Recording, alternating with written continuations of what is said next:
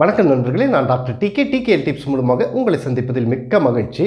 மண்டுகாசனம், அதாவது இந்தியாவில் இருக்கக்கூடிய ஒரு பெரிய டிஃபிஷியன்சி, ஹார்மோன் டிஃபிஷியன்சி, அதாவது இது நோயின்னு சொல்லக்கூடாது.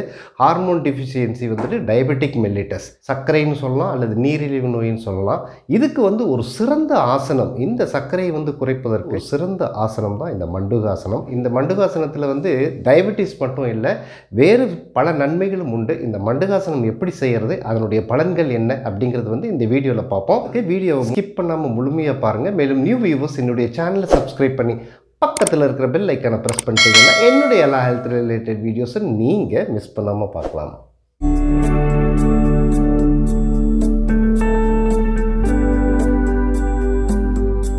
ஸோ இந்த மண்டுகாசனம் எப்படி செய்யறதுன்னு பார்க்கலாம். முதல்ல ஒரு விரிப்பு யோகா மேட்டில் உட்காந்துங்க. காற்றோட்டமுள்ள இடம் இல்லாட்டி இந்த மாதிரி ஒரு சுத்தமான அறையில் உட்காந்துடுங்க. முதல்ல தண்டாசனத்தில் உட்காந்துக்கணும். நீங்கள் தண்டாசனத்தில் நல்லா நேராக உட்காந்துட்டு வஜ்ராசனம், தண்டாசனத்துலேருந்து நீங்கள் வஜ்ராசனத்துக்கு வரணும். வஜ்ராசனம் ஒரு காலை மடக்கி அது மேலே உட்காந்து மறுபடியும் இன்னொரு காலை மடக்கிங்க. ஸோ தண்டாசனத்தில் இந்த வஜ்ராசனத்தில் நேராக உட்காருங்க.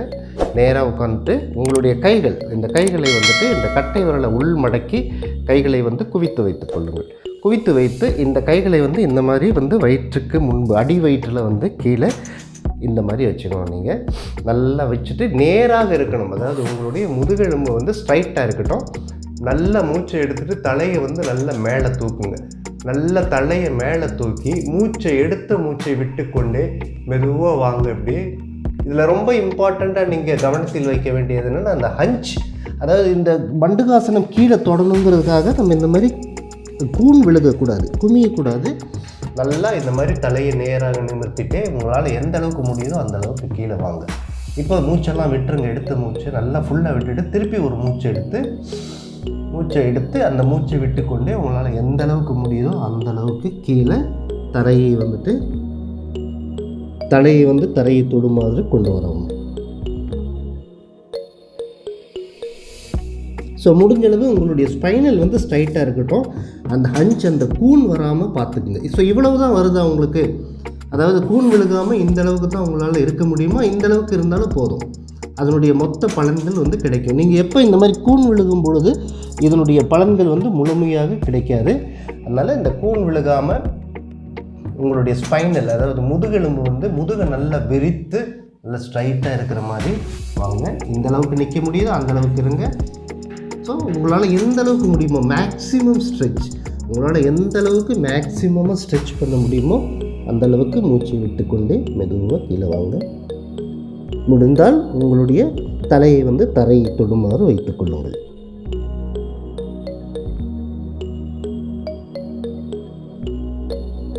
இல்லை எந்த அளவுக்கு, அதாவது உங்களால் எவ்வளோ முடியுமோ ஒரு 20 கவுண்ட்ஸ் அல்லது 30 கவுண்ட்ஸ், ஒரு நிமிஷம் இருக்க முடிஞ்சாலும் இதில் நீங்கள் 1 நிமிடம் இருக்கலாம். மூச்சு எடுத்துகிட்டு மேலே வாங்க. இதை நம்ம இந்த வலதுபுறமான இந்த சைடு பண்ணலாம். உங்களுக்கு நல்லா வஜ்ராசனத்தில் உட்காந்து நேராக உட்காந்து உங்கள் கைகளை கட்டை விரலை மடக்கி அடி வயிற்றில் இந்த மாதிரி வச்சுக்கோங்க. நல்லா வச்சுட்டு நல்லா தலையை உயர்த்தி மூச்சை எடுத்து இந்த மூச்சை எடுத்துக்கொண்டே நல்லா இந்த முதுகெலும்பு நேராக கூன் விழுகாமல் வாங்க. உங்களால் எந்த அளவுக்கு வர முடியுமோ அந்த அளவு நிறுத்திக்கிங்க. இவ்வளவு தான் வயதானவங்களுக்கு இவ்வளவு தான் வர முடியுமா, இதோடு நிறுத்திக்கிங்க. ஸோ முடிஞ்சிச்சுன்னா மேக்ஸிமம் ஸ்ட்ரெச் பண்ணுங்கள். முடிஞ்ச அளவுக்கு கூன் விழுகாமல் உங்கள் தலையை தரையை தொடுமாறு வைத்துக் கொள்ளுங்கள்.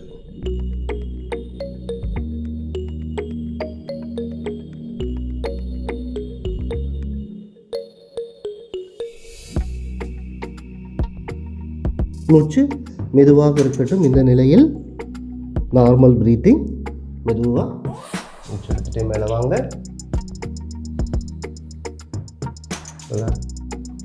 கைகளை கட்டை விரலை குவித்து கைகளை அடி வயிற்றுக்கு கீழே வச்சுட்டு நல்லா மூச்சு எடுத்து தலையை உயர்த்தி மூச்சு விட்டுக்கொண்டு நல்ல முதுகெலும்பு நேராக இருக்குமாறு உங்கள் பட்டெக்ஸ் ரொம்ப தூக்காமல் முடிஞ்ச அளவுக்கு கீழே நல்லா அமுங்கி இருக்கிற மாதிரி வச்சுக்கோங்க. ஸோ இவ்வளவு தான் முடிஞ்சாலும் இதோட நின்றுக்குங்க, பரவாயில்ல. Normal breathing. ஸோ முடிஞ்சவங்க வந்து மேக்ஸிமம் ஸ்ட்ரெச், நல்லா மூச்சை விட்டுக்கொண்டே நல்லா வந்து உங்களுடைய பாடியை வந்து கீழே எடுத்துக்கணும். தலை அந்த நெற்றி தரையை தொடுமாறு வைத்துக்கொள்ளுங்கள். ஒரு நிமிடம் இருந்து மூச்சை எடுத்துக்கொண்டே மெதுவாக மேலே வாங்க. ரிலாக்ஸ். நீங்கள் இந்த மாதிரி ஓய்வு எடுத்துக்கலாம். நல்லா ரிலாக்ஸ் பண்ணுங்க. ஸோ என்ன நண்பர்களே, இந்த மண்டுகாசனம் எப்படி பண்ணுறதுன்னு பார்த்துருப்பீங்க. இதனுடைய பலன் வந்து சொன்ன மாதிரி இந்த டயபெட்டிஸ் மெல்லிட்டிஸ் நீரிழிவு நோய்க்கு வந்து ஒரு சிறந்த ஆசனம் இது. இந்த நீரிழிவு நோய்க்கு வந்து நீங்கள் கண்டினியூவாக இதை வந்து ஒரு 30 days பண்ணிட்டு இருந்தீங்கன்னாவே அந்த சர்க்கரையின் அளவில் வந்து மிகப்பெரிய மாற்றம் தென்படும். இந்த இன்சுலின் சுரப்பு வந்து இந்த ஆசனம் செய்யும்போது அதிகமாக இருக்கும். ஒரு சிறந்த மாற்றம் ஏற்படும். இதை ரெகுலராக பண்ணிட்டு வரணும். அதே போல் தான் கல்லீரல் பிரச்சனை இருக்கிறவங்களுக்கும் சரி, அதாவது இந்த ஃபேட்டி லிவர் இருக்கிறவங்களுக்கும் இந்த ஆசனம் வந்து ஒரு சிறந்த ஒரு ஆசனமாகும். பெண்களுக்கும் ஆண்களுக்கும் சரி இன்ஃபெர்டிலிட்டி ப்ராப்ளம், அதாவது குழந்தையின்மை தன்மை அப்படின்றது இல்லைங்களா, கர்ப்பப்பையை வந்து ரொம்ப பலப்படுத்தக்கூடிய இது ஒரு ஆசனம் இது. அதே மாதிரி தான் உங்களுடைய யூரினரி பிளாடரை வந்து பலப்படுத்தக்கூடியது. இது பெண்களுக்கு இருக்கக்கூடிய பலவிதமான இஷ்யூஸ்க்கும் வந்துட்டு இந்த ஆசனம் வந்து ஒரு சிறந்த ஆசனமாகும். வயிறு உப்புசம், கேஸ்ட்ரிக் ப்ராப்ளம், மலச்சிக்கல், இது போன்ற ஒரு பல பிரச்சனைக்கு வந்து இந்த ஆசனம் வந்து ஒரு சிறந்த தீர்வாக இருக்கும். எளிமையான ஆசனம் தான் இது.